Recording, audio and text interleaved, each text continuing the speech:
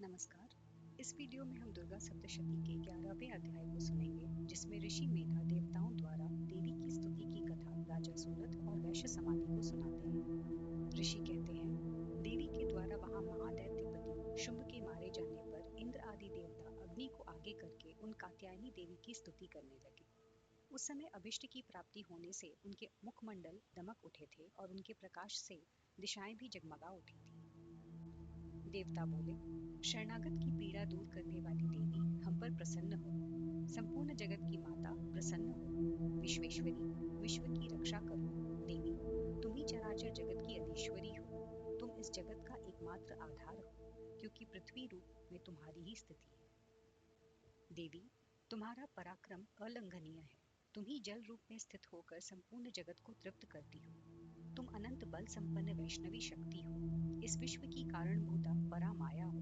देवी, तुमने इस समस्त जगत को मोहित कर रखा है। तुम ही प्रसन्न होने पर इस पृथ्वी पर मोक्ष की प्राप्ति कराती हो। देवी, संपूर्ण विद्याएं तुम्हारे ही भिन्न भिन्न रूप स्वरूप है। जगत में जितनी स्त्रियां हैं, वे सब तुम्हारी ही मूर्तियां हैं। जगदम्ब, एकमात्र तुमने ही इस विश्व को व्याप्त कर रखा है।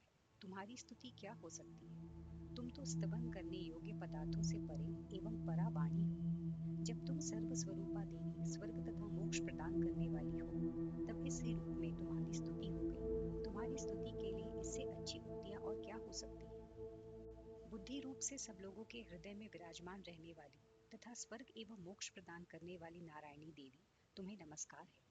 कला, काष्ठा आदि के रूप से क्रमशः परिणाम की ओर ले जाने वाली तथा विश्व का उपसंहार करने में समर्थ नारायणी, तुम्हें नमस्कार है।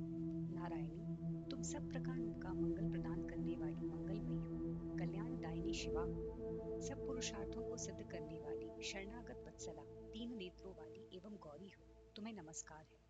तुम सृष्टि, पालन और संहार की शक्तिभूता सनातनी देवी, गुणों का आधार तथा सर्व गुणमयी हो। नारायणी, तुम्हें नमस्कार है। शरण में आए हुए दीनों एवं पीड़ितों की रक्षा में संलग्न रहने वाली तथा सबकी पीड़ा दूर करने वाली नारायणी देवी, तुम्हें नमस्कार है। नारायणी, तुम ब्रह्मांडी रूप धारण करके हंसों से जुते हुए विमान पर बैठती तथा कुश मिश्र जल छिड़कती रहती हो। तुम्हें नमस्कार है। माहेश्वरी रूप से त्रिशूल, चंद्रमा एवं सर्प को धारण करने वाली तथा वाहन वृषभ की पीठ पर बैठने वाली नारायणी देवी, तुम्हें नमस्कार है। मोरों और मुर्गों से घिरी रहने वाली तथा महाशक्ति धारण करनाली कौमारी रूप धारिणी निष्पापे नारायणी, तुम्हें नमस्कार है। शंख, चक्र, गदा और शांग धनुष रूप उत्तम आयुधों को धारण करने वाली वैष्णवी शक्ति रूपा नारायणी, तुम प्रसन्न हो। तुम्हें नमस्कार है। हाथ में भयानक महाचक्र लिए और दाढ़ों पर धरती को उठाए वाराही रूप धारिणी कल्याणमयी नारायणी, तुम्हें नमस्कार है। भयंकर नृसिंह रूप से दैत्यों के वध के लिए उद्योग करने वाली तथा त्रिभुवन की रक्षा में संलग्न रहने वाली नारायणी, तुम्हें नमस्कार है। मस्तक पर किरीट और हाथ में महावज्र धारण करने वाली, सहस्त्र नेत्रों के कारण उद्दीप्त दिखाई देने वाली और वृत्रासुर के प्राणों का अपहरण करने वाली इंद्र शक्ति रूपा नारायणी देवी, तुम्हें नमस्कार है। शिवदूती रूप से दैत्यों की महती सेना का संहार करने वाली, भयंकर रूप धारण तथा विकट गर्जना करने वाली नारायणी, तुम्हें नमस्कार है। दाढ़ों के कारण विकराल मुख वाली मुंडमाला से विभूषित मुंड मर्दिनी चामुंडा रूपा नारायणी, तुम्हें नमस्कार है। लक्ष्मी, लज्जा, महाविद्या, श्रद्धा, पुष्टि, स्वधा, ध्रुवा, महारात्रि तथा महाअविद्या रूपा नारायणी, तुम्हें नमस्कार है। मेधा, सरस्वती, वरा, भूति, बाभ्रवी, तामसी, नियता तथा ईशा रूपिणी नारायणी, तुम्हें नमस्कार है। सर्वस्वरूपा, सर्वेश्वरी तथा सब प्रकार की शक्तियों से संपन्न दिव्य रूपा दुर्गा देवी, सब भयों से हमारी रक्षा करो। तुम्हें नमस्कार है। कात्यायनी, यह तीन लोचनों से विभूषित तुम्हारा सौम्य मुख सब प्रकार के भयों से हमारी रक्षा करे। तुम्हें नमस्कार है। भद्रकाली, ज्वालाओं के कारण विकराल प्रतीत होने वाला, अत्यंत भयंकर और समस्त असुरों का संहार करने वाला तुम्हारा त्रिशूल भय से हमें बचाए। तुम्हें नमस्कार है। देवी, जो अपनी ध्वनि से संपूर्ण जगत को व्याप्त करके दैत्यों के तेज से नष्ट किए देता है, वह तुम्हारा घंटा हम लोगों की पापों से उसी प्रकार रक्षा करे जैसे माता अपने पुत्रों की बुरे कर्मों से रक्षा करती है। चंडिके, तुम्हारे हाथों में सुशोभित खड़ग जो असुरों के रक्त और चर्बी से चर्चित है, हमारा मंगल करे। हम तुम्हें नमस्कार करते हैं। देवी, तुम प्रसन्न होने पर सब रोगों को नष्ट कर देती हो और कुपित होने पर मनोवांछित सभी कामनाओं का नाश कर जा चुके हैं उन पर विपत्ति तो आती ही नहीं। तुम्हारी शरण में गए हुए मनुष्य दूसरों को शरण देने वाले हो जाते हैं। देवी अंबिके स्वरूप को अनेक भागों में विभक्त करके नाना प्रकार के रूपों से जो इस समय इन धर्मद्रोही महादैत्यों का संहार किया है, वह सब दूसरी कौन कर सकती थी? विद्याओं में, ज्ञान को प्रकाशित करने वाले शास्त्रों में तथा आदि वाक्यों में तुम्हारे सिवा और किसका वर्णन है? तथा तुमको छोड़कर दूसरी कौन ऐसी शक्ति है जो इस विश्व को अज्ञानमय घोर अंधकार से परिपूर्ण ममता रूपी गड्ढे में निरंतर भटका रही हो? जहाँ राक्षस, जहाँ भयंकर विष वाले सर्प, जहाँ शत्रु, जहाँ लुटेरों की सेना और जहाँ दावा नल हो, वहाँ तथा समुद्र के बीच में भी साथ रहकर तुम विश्व की रक्षा करती हो। विश्वेश्वरी, तुम विश्व का पालन करती हो, विश्वरूपा हो, इसलिए संपूर्ण विश्व को धारण करती हो। तुम भगवान विश्वनाथ की बंदनिया हो। जो लोग भक्ति पूर्वक तुम्हारे सामने मस्तक झुकाते हैं, वे संपूर्ण विश्व को आश्रय देने वाले होते हैं। देवी प्रसन्न हो।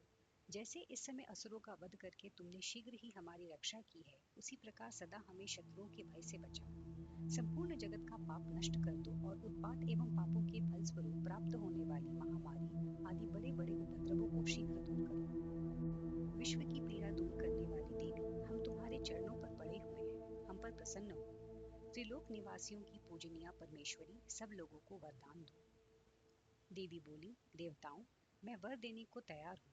तुम्हारे मन में जिसकी इच्छा हो वह वर मांग लो। संसार के लिए उस उपकारक वर को मैं अवश्य दूंगी। देवता बोले, सर्वेश्वरी, तुम इसी प्रकार तीनों लोकों की समस्त बाधाओं को शांत करो और हमारे शत्रुओं का नाश करती रहो।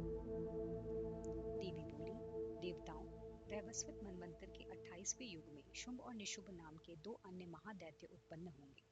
तब मैं नंद गोप के घर में उनकी पत्नी यशोदा के गर्भ से अवतीर्ण हो विंध्याचल में जाकर रहूंगी और उक्त दोनों असुरों का नाश करूंगी। फिर अत्यंत भयंकर रूप से पृथ्वी पर अवतार ले मैं वैप्रचित्त नाम वाले दानव को वध करूंगी। उन भयंकर महादैत्यों को भक्षण करते समय मेरे दांत अनार के फूल की भांति लाल हो जाएंगे। तब स्वर्ग में देवता और मर्त्य लोक में मनुष्य सदा मेरी स्तुति करते हुए मुझे रक्त दंतिका कहेंगे।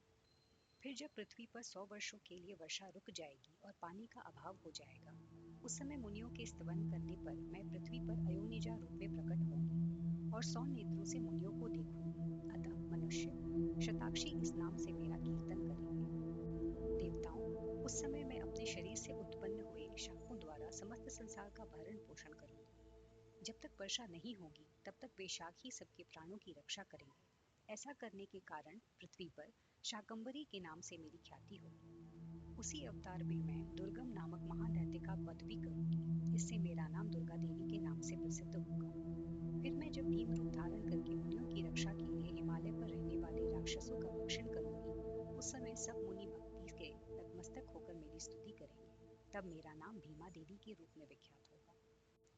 जब अरुण नामक दैत्य तीनों लोकों में भारी उपद्रव मचाएगा, तब मैं तीनों लोकों का हित करने के लिए 6 पैरों वाले असंख्य भ्रमरों का रूप धारण करके उस महादैत्य का वध करूंगी। उस समय सब लोग भ्रामरी के नाम से चारों ओर मेरी स्तुति करेंगे। इस प्रकार जब जब संसार में दानवी बाधा उपस्थित होगी, तब तब मैं अवतार लेकर शत्रुओं का संहार करूंगी। इस प्रकार श्री मार्कंडेय पुराण में सावर्णिक मनवंतर की कथा के अंतर्गत देवी महात्म्य में देवी स्तुति नामक 11वां अध्याय पूरा हुआ।